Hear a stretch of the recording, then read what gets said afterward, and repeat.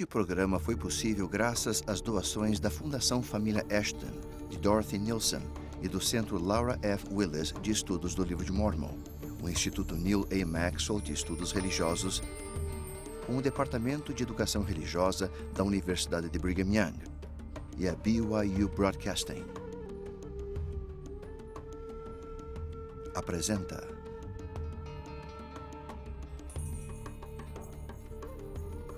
Quem é este homem da antiguidade que se encontra na encruzilhada da história?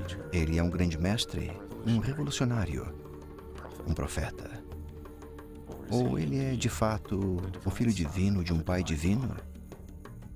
O salvador literal do mundo? Ao tentar responder essas perguntas, vários estudiosos descartam a parte divina e a separam do Jesus da história, o mortal, do Jesus da fé, o Filho de Deus. Atualmente, os estudiosos santos dos últimos dias tentam combinar a história e a fé, erudição e revelação moderna, a fim de obter uma compreensão mais completa sobre quem Jesus foi e quem é.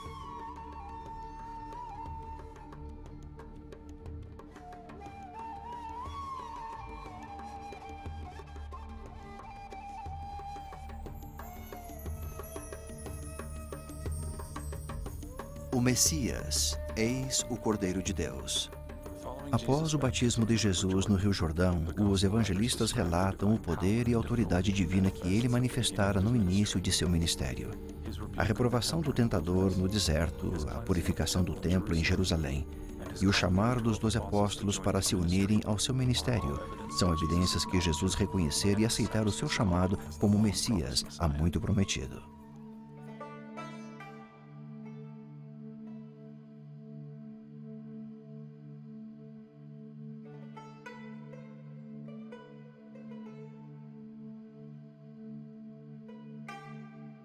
O Monte das Oliveiras. Quando menino, Jesus disse aos pais: "Não sabeis que me convém tratar os negócios de meu pai?" Lucas registra que eles não compreenderam as palavras que lhes dizia. Parece que os pais de Jesus não compreenderam completamente a referência que ele fizera ao seu ministério mortal. A questão mais importante e profunda é: quão consciente era Jesus de sua missão messiânica e da sua natureza divina? Estudiosos há muito discutem sobre essa questão: se Jesus se proclamou Messias ou se a sua divindade lhe foi atribuída por seus seguidores posteriores. Na verdade, essa questão abala a própria raiz do cristianismo. A erudição e a Bíblia. Nos dias de hoje, um dos debates entre acadêmicos é a questão da possibilidade de Jesus ter acreditado ser o Messias ou o Salvador do mundo, ou se outras pessoas o fizeram assim parecer após sua morte.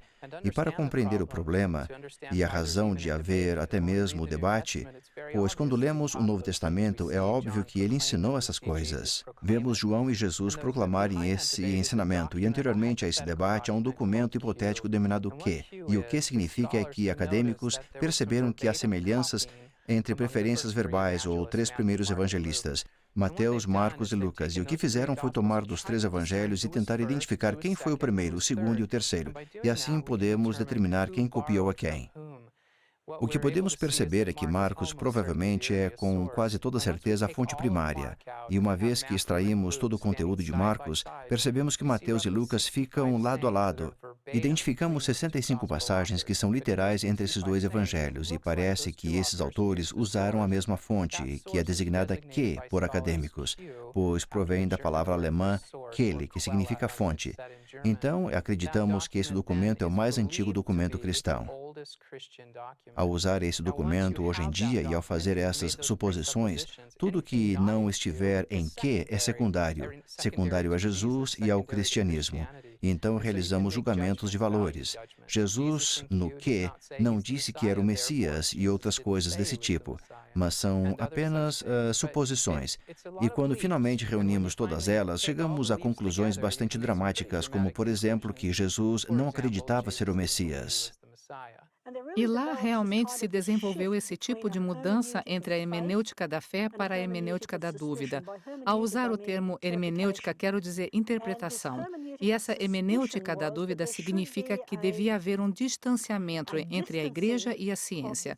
Tomás de Aquino costumava dizer que era preciso razão para compreender as Escrituras, mas ele entendia a razão como a compreensão da mente e a vontade de Deus. Mas ele não chegou a essa conclusão na época do Iluminismo, não. A razão humana é a razão humana, não precisamos de nada mais para nos auxiliar. Então, seja o que for que não consigamos explicar pela razão humana, são coisas que devemos deixar de lado, não podemos discuti-las. David Strauss dizia: milagres não acontecem, pois não podemos comprovar sua existência através da razão humana. Portanto, as suposições que são trazidas à obra são como preconceitos aos resultados que obtemos dela. Todos nós fazemos suposições. Ninguém lê um texto sem fazer suas próprias suposições. A suposição do conhecimento bíblico é que Deus não existe, não faz parte da experiência do mundo. E, portanto, no Novo Testamento, quando vem uma combinação de céu e terra, concluem que deve ser um relato histórico. Assim, a sua leitura é bem diferente da nossa. Uma das dificuldades que os crentes enfrentam, e os estudiosos também, é de compreender que estão estudando sobre um povo de fé. Todavia, os próprios acadêmicos não conseguem ter fé. Portanto, há uma forma de antagonismo aí. Como é que uma pessoa que não possui fé pode compreender uma que tem, e como um homem de fé pode compreender um homem que não a possui? Mas o ponto principal é que essas suposições determinam aquilo que encontramos. Se um acredita em milagres, não o considerará como algo secundário, ou se um acreditar que Jesus foi o Messias, quando ele disse, pode ter sido verdadeiro. Em contrapartida, se um acredita que Jesus não foi o Messias, mas um ser humano qualquer e que os seus milagres eram nada mais de mitos, então esse verá as coisas sobre esse ponto de vista e terá de descobrir uma maneira de extraí-las da história e alcançar o verdadeiro Jesus, o Jesus erudito.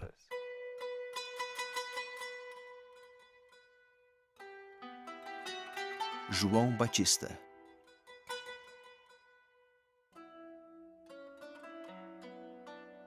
Segundo o que está escrito no livro das palavras do profeta Isaías, que diz: voz do que clama do deserto, preparai o caminho do Senhor, endireitai as suas veredas.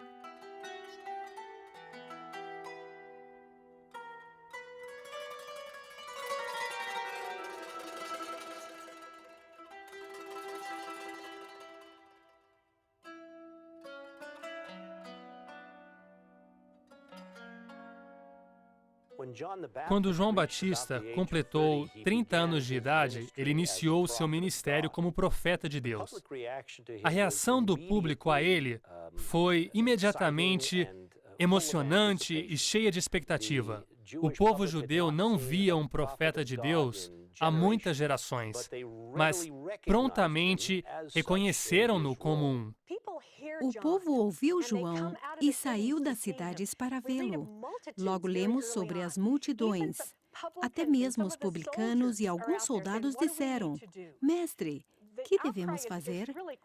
O clamor é realmente bem dramático e até mesmo no versículo 15 de Lucas lemos: e o povo estava em expectação. A ideia é que há a expectativa de algo.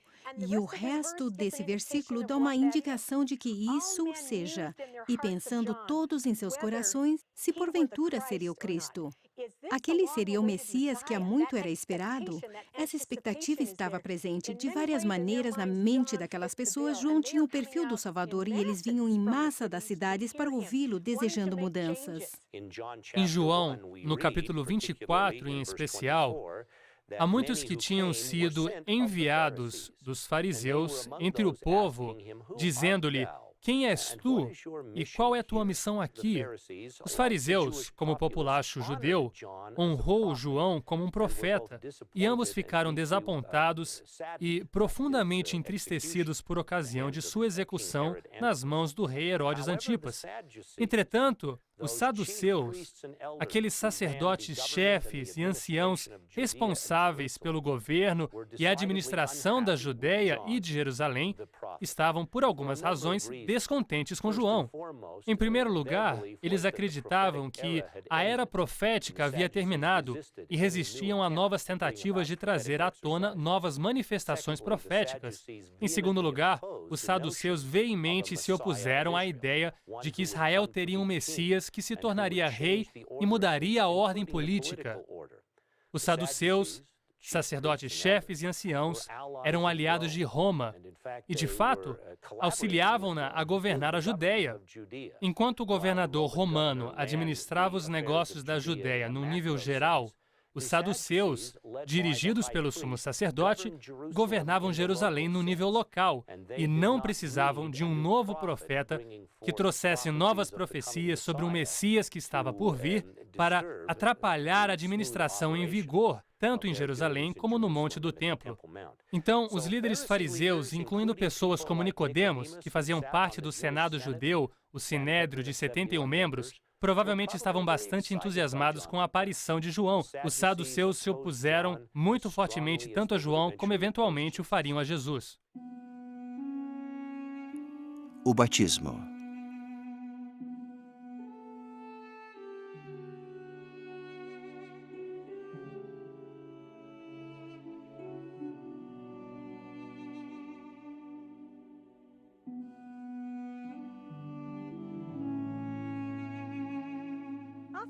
Após a ida de Jesus ao templo aos 12 anos, o único registro que temos de sua vida se encontra em Lucas e nos diz que ele retornou a Nazaré e se manteve sujeito a seus pais terrenos. Não sabemos nada nem sobre a adolescência de Jesus, nem de sua vida entre os 20 e 30 anos. Na verdade, foi somente no 15º ano do reinado de Tibério César, quando Jesus tinha aproximadamente 30 anos de idade, que ele foi colocado em cena, como narrado em todos os evangelhos. Em todas as narrativas, Jesus foi ao Rio Jordão para procurar João Batista. O primeiro encontro efetivo entre João e Jesus, registrado nas Escrituras, foi no batismo de Jesus, quando foi até o Jordão, em Betânia, o local de intercessão, para se encontrar com João para ser batizado. Agora, quando Jesus se aproximou de João, João disse: "Eu não sou digno de batizá-lo." Mas Jesus disse: "Deixa, porque assim nos convém cumprir toda a justiça." Jesus reconheceu que ele não precisava do batismo de João para o arrependimento. No entanto, ele foi batizado para cumprir toda a justiça. A Bíblia realmente não nos explica o significado da expressão cumprir toda a justiça. No entanto, no livro de Mórmon há uma passagem bem interessante que se encaixa à Bíblia, dando-nos a explicação que precisamos. Se lermos segundo Nefe, capítulo 31, Nefe, após ter recebido uma visão sobre o batismo de Cristo, ponderou sobre aquele dia. Ele meditou bastante sobre o significado da expressão cumprir toda a justiça e chegou à conclusão que foi para mostrar aos filhos dos homens que Jesus deveria ser humilde ao Pai e que devia ser obediente. E então Cristo estava disposto a ser batizado e João Batista reconheceu que ele não precisava do batismo, mas o faria para nos dar o exemplo e obedecer ao Pai. Apesar de Jesus não precisar da remissão de pecados, ainda assim requeria a realização da ordenança que o prepararia para cumprir sua missão como adulto. E foi necessário que Jesus a recebesse de João Batista. Então João acatou o comando de Jesus e o imergiu nas águas do Rio Jordão. Após ser batizado, Jesus sai das águas, os céus se abrem e ele vê o Espírito de Deus descer sobre ele em forma de uma pomba. E eis que uma voz dos céus dizia: "Este é o meu Filho amado, em quem me comprazo." Aqui acontece algo diferente que parece ser a presença de uma testemunha confirmadora. Aquela vez, o sinal de uma pomba e a manifestação do Espírito Santo deram um testemunho mais profundo a João de que ele havia batizado um homem extraordinário e que verdadeiramente aquele era o Filho de Deus. Sem dúvida alguma, João sabia quem Jesus era exatamente. Ele soube através do testemunho do Espírito: "Este é o Filho de Deus." João Batista estava cumprindo parte de seu papel como precursor, um Elias. Ele e somente ele foram ordenados para batizar o Filho de Deus. Ele sabia que era seu dever batizá-lo e o fez. No deserto.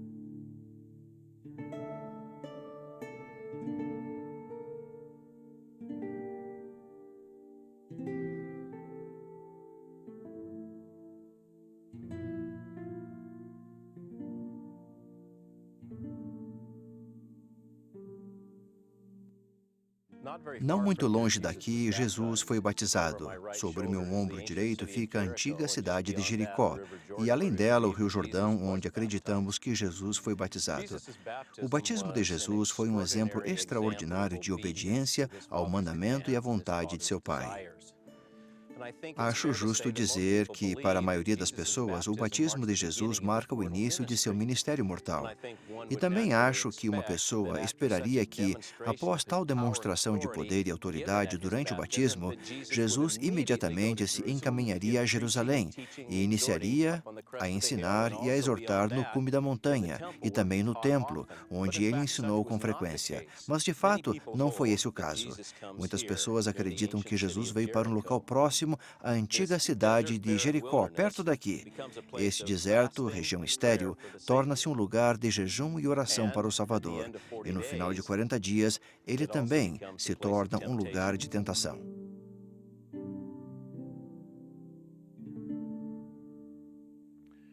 Para compreender o deserto judeu, é preciso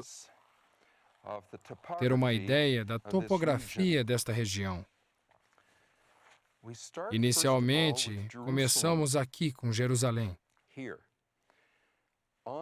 Ao oeste do Monte das Oliveiras, há uma estrada que circunda a parte sul desse monte e do Mar Morto, denominado o Caminho do Sal. A outra estrada, que aparece no topo do Monte das Oliveiras, vindo do Vale do Cedro, ela encosta ao leste até Jericó. Entre essas duas estradas, assim como para o norte e o sul, fica o deserto da Judéia. Não há nada de plano na topografia. Só se vê colinas que se desgastaram ao longo dos milênios pela chuva, o vento e etc. Jesus realizou o seu jejum no deserto por 40 dias. Ele parece ter sido sustentado pelo Espírito durante aquele tempo. E é ao final daquele período que Satanás se aproxima dele e o desafia e o tenta. Na verdade, a palavra tentação também pode provavelmente ser traduzida para desafio. E então o Salvador teve de passar por verdadeiros desafios. Não há dúvida que houve tentações, mas definitivamente esse foi o desafio que Jesus teve de passar antes de seu ministério. E foi uma experiência que ele nunca abandonou, enquanto se empenhava para cumprir o que o seu Pai Celestial o chamara para ser e para fazer. À medida que aprendia graça sobre graça e linha sobre linha, este é o lugar onde começou a compreender o que precisava fazer. E foi nesse momento, depois desse jejum e de ficar absolutamente faminto,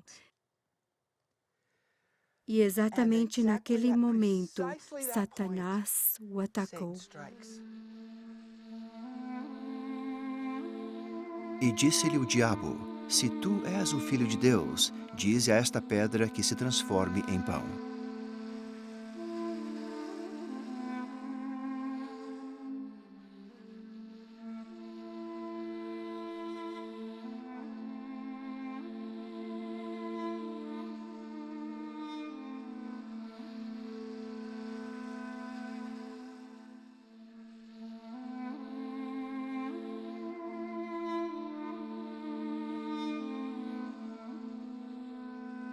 As tentações. Alguns estudiosos tendem a considerar tudo isso como unicamente psicológico. Temos que compreender que Satanás realmente estava lá e que esse foi um desafio real para Jesus. Com certeza, foi psicológico também, porque Jesus teve de travar uma batalha interna sobre como iria cumprir o que Deus lhe havia chamado para cumprir. Superficialmente, a tentação de transformar pedras em pão, com certeza atenderia especificamente à sua fome, mas acho que essa é uma compreensão mais superficial de algo bem mais profundo. Jesus possuía o poder, se quisesse, de alimentar o mundo. Era um mundo composto de pessoas que estavam famintas, morrendo de fome e com muitas dificuldades. Agora, poderia ele usar o seu poder e a sua autoridade para alimentá-los daquela maneira? ou ele os alimentaria de uma maneira diferente, isto é, espiritualmente. Jesus, obviamente, refutou isso ao citar a Escritura. Ele diz: está escrito que nem só de pão viverá o homem, mas de toda a palavra de Deus. Em outro momento, há outro indicador disso. Alguns meses antes, quando João disse ao povo: e não comeceis a dizer em vós mesmos, temos Abraão por pai, porque eu vos digo que até destas pedras pode Deus suscitar filhos a Abraão. Então, Satanás estava dizendo a Jesus que aquilo devia ser simples, e se ele era o Filho de Deus, como João prometera, deveria tomar uma daquelas pedras e transformá-la num filho. Acho que uma referência mais distante, da época da criação, quando Jesus, o Filho de Deus e o Criador, do pó da terra, criou um homem, a quem chamou Adão. Assim, de fato, Satanás diz a ele que, se antes ele fora capaz de criar um homem do pó, então por que não haveria de criar pão de uma simples pedra? E então o diabo transportou a cidade santa e colocou-o sobre o pináculo do templo e disse-lhe: se tu és o Filho de Deus, lança-te de aqui abaixo.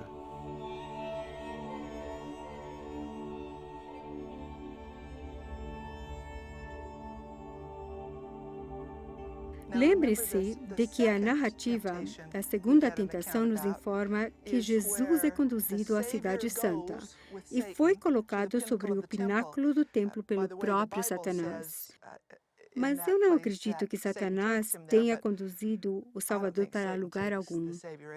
E naquele lugar, Satanás diz ao Salvador: se tu és o Filho de Deus, lança-te de aqui abaixo, porque está escrito que aos seus anjos dará ordens a teu respeito.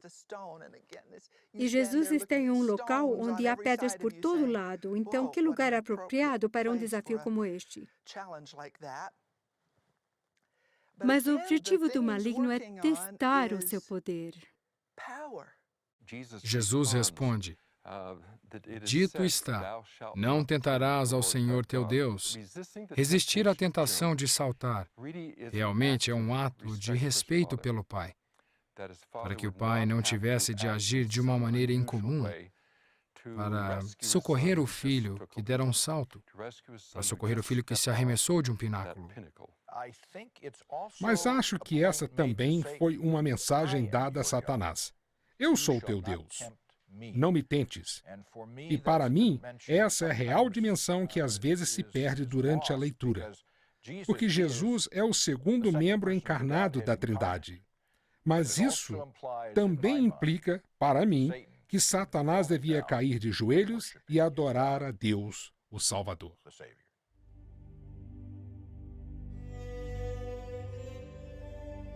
E o diabo, levando-o a um alto monte, mostrou-lhe num momento de tempo todos os reinos do mundo.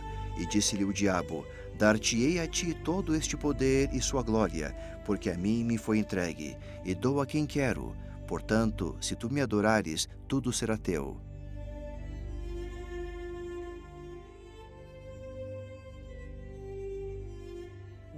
Ninguém pode dizer a Cristo: bem, você não entende, você nunca teve uma experiência assim. Sim, ele já passou por uma experiência assim. Ele sabia o que era estar cansado, ele sabia o que era estar faminto, e ele sabia ainda o que era ser tentado. E assim, quando o adversário o tentou, uma das tentações foi oferecer a ele toda a grandeza e importância do mundo, garantindo novamente que as tentações de todo o tipo lhe haviam sido oferecidas, e que ele as havia vivenciado, experimentado e assentido. Toda essa história tem a ver com o poder e autoridade. Quem possui a verdadeira autoridade? Quem tem poder de verdade? E Satanás se apresenta como aquele que possui a autoridade. Dar-te-ei a ti todo este poder. E Jesus resistiu porque sabia que o poder real e verdadeiro e a autoridade estavam no céu com seu Pai. De certa maneira, Satanás retornou, milênios mais tarde, agora contestando o Filho de Deus, que nasceu na mortalidade, da mesma maneira que já o havia contestado na vida pré-mortal, pelo direito de ser o Messias.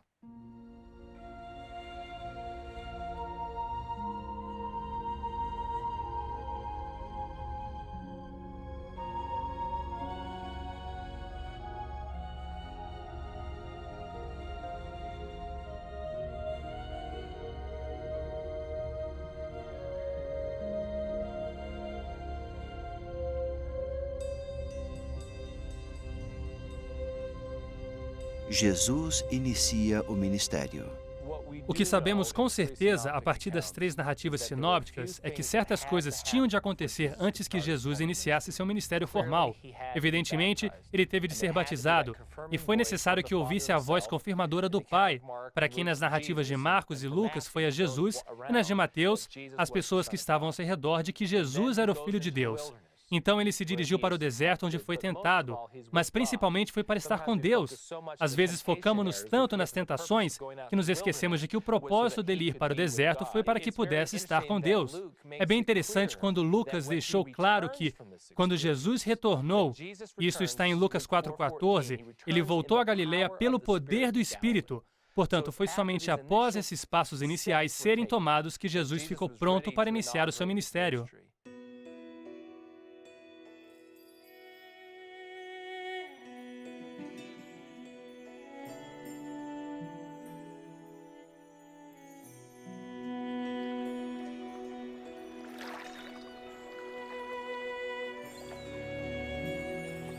O Mar da Galileia.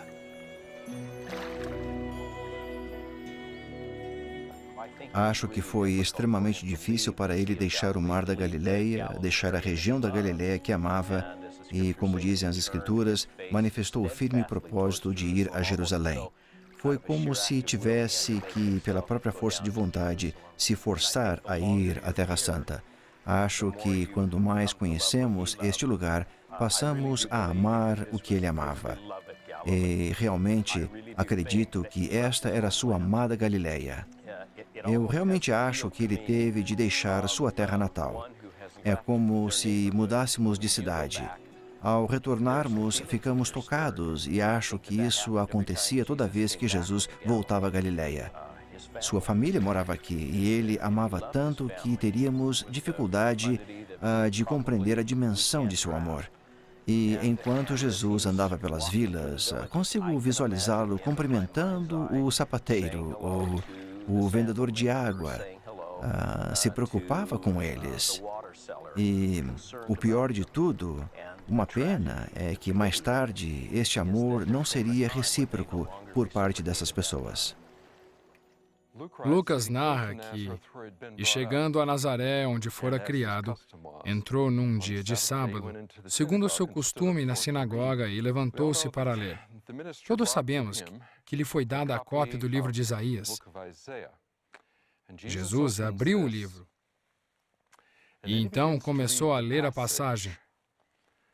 O Espírito do Senhor é sobre mim, pois que me ungiu para evangelizar os pobres.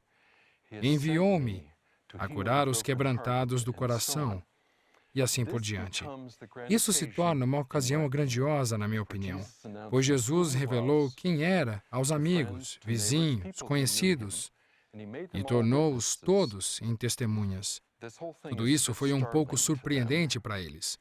O que escutavam foi que Jesus realizara milagres em outros lugares, como em Cafarnaum e outras cidades, e todos gostariam de ver esses milagres. Mas Jesus se recusou. Eles não se aproximaram dele com fé.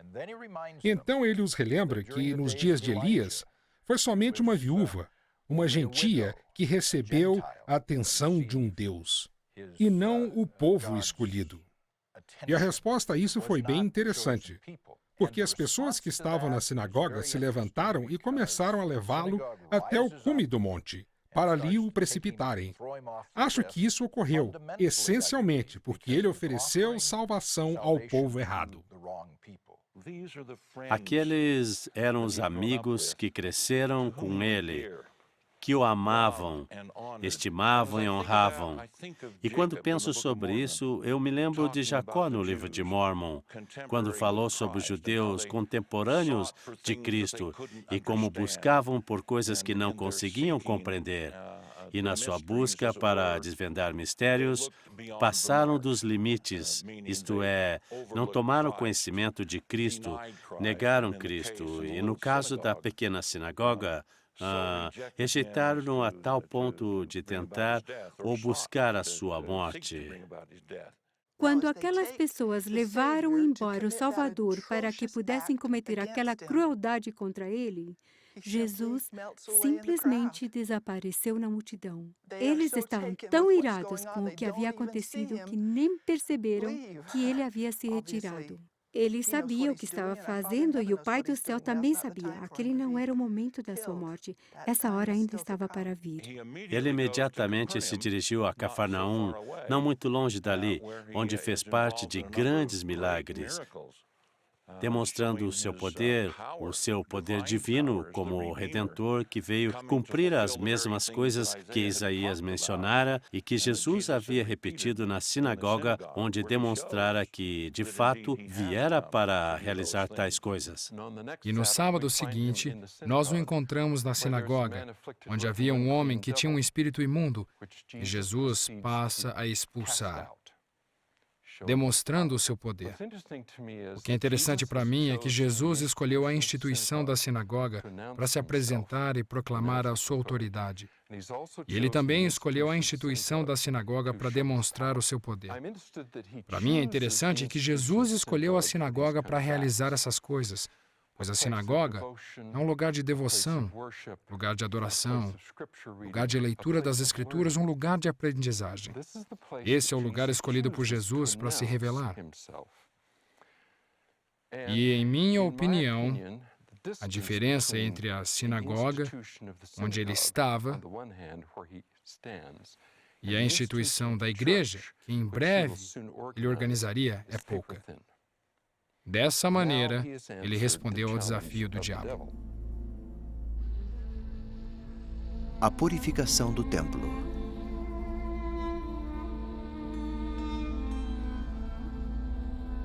E começou a expulsar os que vendiam e compravam no templo, e derrubou as mesas dos cambiadores.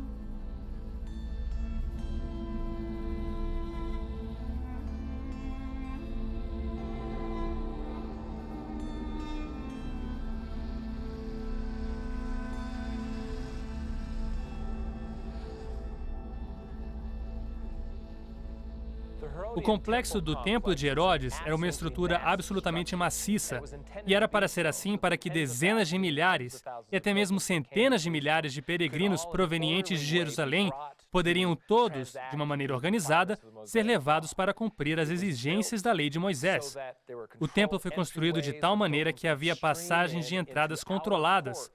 Os peregrinos podiam mover-se rapidamente para pátios externos antes que se movessem progressivamente mais próximos à área sagrada.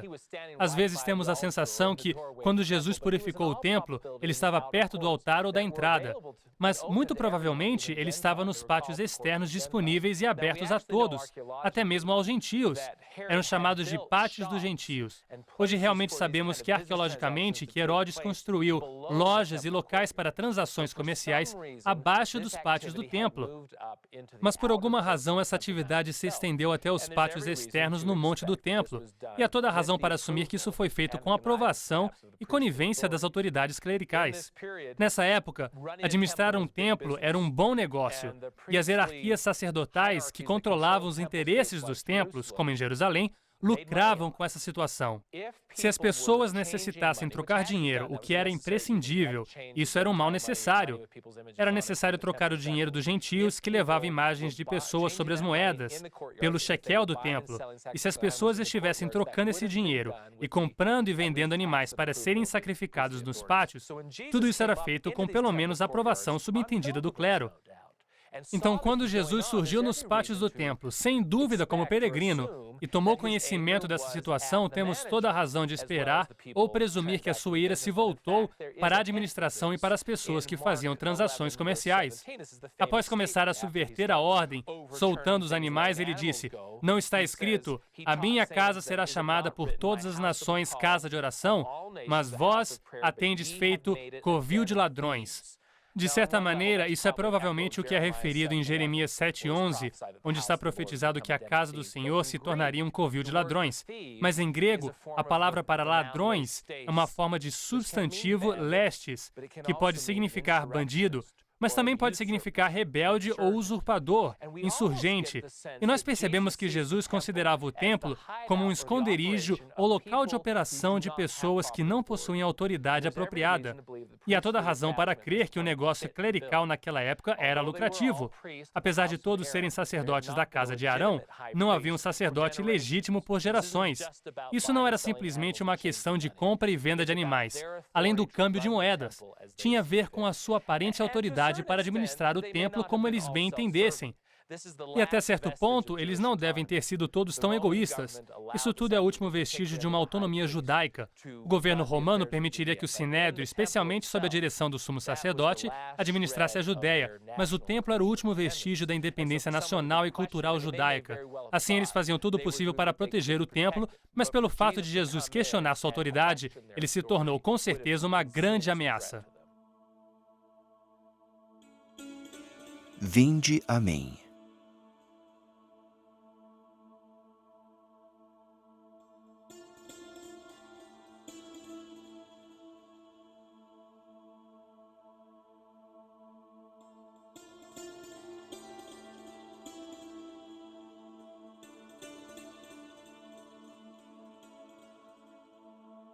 Galileia. Ao longo da costa, ao norte daqui, Jesus chamou Simão Pedro e seu irmão André e a seus companheiros Tiago e João. Como eles responderam, o texto diz: "E deixando logo as suas redes, o seguiram." A narrativa continua. "E percorria Jesus toda a Galileia, ensinando nas suas sinagogas e pregando o evangelho do reino, e curando todas as enfermidades e moléstias entre o povo. Centenas e até mesmo milhares de pessoas acorreram ao humilde, mas extraordinário mestre de Nazaré, que curava o doente, dava visão ao cego, e cujos ensinamentos deixavam maravilhados os sábios e inspiravam os humildes de coração." Mas Jesus não estava interessado simplesmente em ganhar seguidores. É muito claro que esse homem, o Cordeiro de Deus, possuía não só o poder para curar os doentes, mas também a autoridade para batizar com fogo e com Espírito Santo. E, além disso, a autoridade de estabelecer o reino de Deus na terra.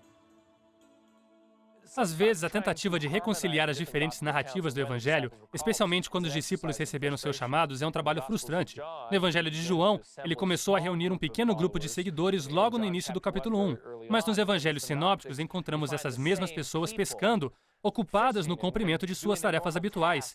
E foi preciso que Jesus chamasse-las para segui-lo. Com frequência, eu tenho a impressão de que essas pessoas o conheciam. Na verdade, alguns deles eram ligados a Jesus por laços de família. Então as pessoas devem ter começado a se aproximar de Jesus e até mesmo começado a acreditar que ele era o Messias, mas isso não significava que ele os havia chamado ao serviço em tempo integral até que ele efetivamente fizesse o chamado a Pedro, André, Tiago e João quando estavam em seus barcos. A organização da igreja era bem primitiva e os apóstolos ocupavam os cargos mais altos. Por quê? Porque eles haviam sido comissionados pelo Senhor. E, nesse sentido, são únicos. Eles não são pessoas cuja autoridade é, de certa maneira, secundária. Na verdade, são pessoas cuja autoridade provém diretamente dele e tornaram-se as suas principais testemunhas, certamente da ressurreição e também do seu ministério mortal. É interessante que, dentre todos os títulos que Jesus podia ter dado a esses homens, ele escolheu a palavra apóstolo. A palavra vem do grego apóstolos e está relacionada ao verbo apostelo. Apostelo significa enviar, mas traz consigo a ideia de enviar algo de propósito. Assim, no século III, há uma alteração bem interessante dessa palavra. Os cínicos, um grupo de filósofos que diziam ser verdadeiros mensageiros de Zeus e que sua mensagem devia ser levada a sério, se chamaram de apóstolos. Vejam bem, eram os enviados e comissionados. Então, a partir do século III em diante, a palavra realmente passou a conter essa ideia do divino e do comissionado. Então, Jesus escolheu uma palavra perfeita ao usar o termo apóstolo como título. Imediatamente, as pessoas captariam a ideia de que eles eram homens comissionados. Quando o Salvador chamou os 12 apóstolos, ele deu-lhe poder, segundo a versão bíblica do rei Tiago. Uma melhor tradução podia ser autoridade. Ele lhes deu a autoridade do sacerdócio para agir como ele. E então a ênfase está na autoridade que ele havia transmitido a eles, que Jesus havia lhes dado, que ele mesmo possuía. Temos referência de Paulo no capítulo 14 de Atos, ordenando élderes na igreja. E o verbo lá encontrado significa estender a mão, que pode significar votar ou apoiar, mas também ordenar. Então assumimos que Paulo e outros estavam seguindo uma prática normalmente aceitável na igreja, que era a ordenação pela imposição das mãos. O Evangelho de Filipe nos diz que o que possuímos aqui não é algo que Jesus apenas observara, mas sim algo que ele próprio havia vivenciado. De fato, a maneira de delegar autoridade seguia um padrão. O Pai ordenou o Filho pela imposição das mãos. Então, o Filho, por meio da imposição das mãos, ordenou a liderança que, por sua vez, ordenou aqueles que foram chamados. E então, isso demonstra que, de fato, há um método pelo qual a autoridade é transmitida. Há um breve tema nisso. A ideia de que o reino de Jesus, a casa de Jesus, é uma casa de ordem e que a ordem é realizada por meio de atos físicos, palpáveis e tangíveis que conferem autoridade e direitos aos que a recebem.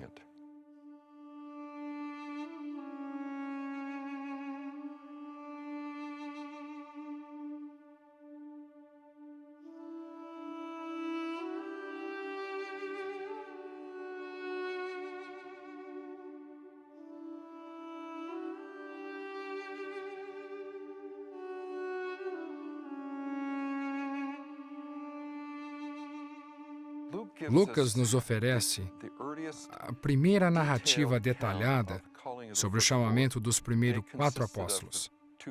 Eles consistiam de 2 grupos de 2 irmãos, Pedro e seu irmão André, e Tiago e seu irmão João. Lemos que Jesus estava junto ao mar da Galileia e havia um grupo de pessoas que queriam ouvir a palavra de Deus. Então Jesus viu 2 barcos, subiu, ele acabou subindo no barco de Pedro e pediu que ele o afastasse um pouco da terra. Então continuou a ensinar do barco à multidão. Pedro estava presente, ele havia lavado e dobrado as redes e ouvira todo o sermão. No final do sermão, Jesus olha para ele e diz a Simão: faze-te ao mar alto e lançai as vossas redes para pescar. Pedro protesta e diz: Mestre, havendo trabalhado toda a noite, nada apanhamos, mas... Eu gosto dessa parte. Mas sobre a tua palavra lançarei a rede.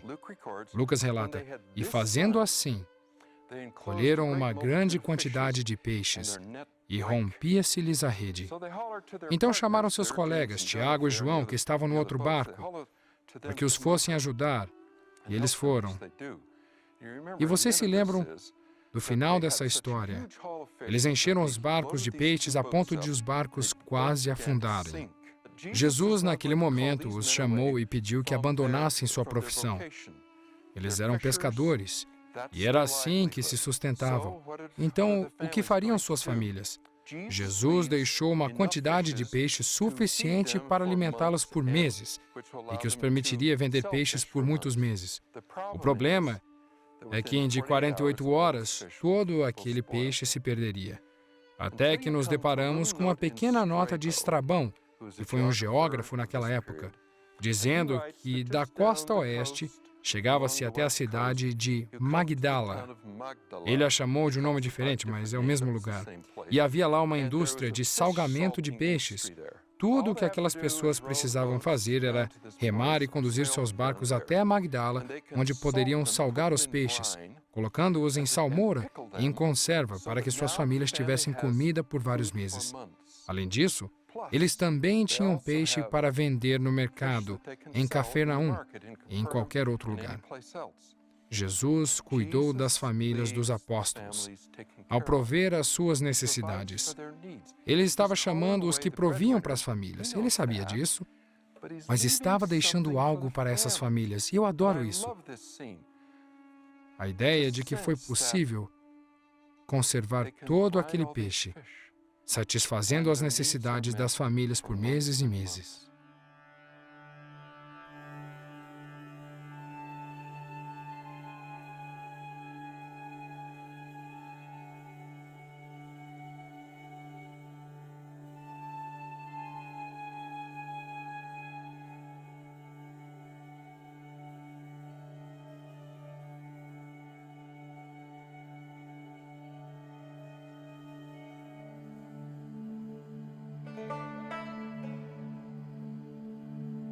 E então, eles, deixando logo as redes, seguiram-no.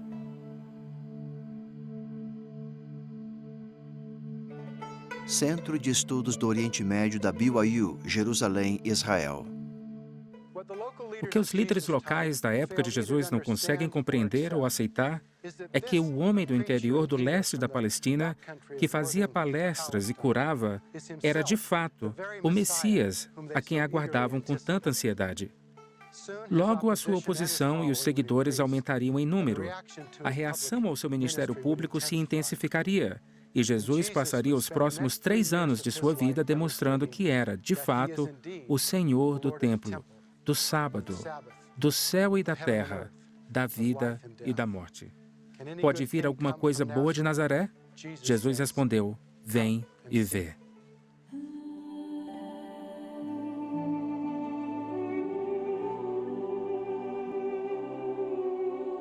O batismo de Cristo assinalou o início de um ministério extraordinário.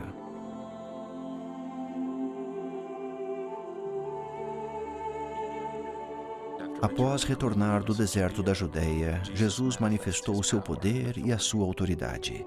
Ele curou doentes e aflitos, afugentou os comerciantes do templo e, ao chamar os 12 apóstolos, estabeleceu sua igreja na terra. Esses homens chamados pelo Salvador receberam poder e autoridade do alto e seriam os líderes da igreja uma vez que a fase final do seu ministério terreno fosse cumprida.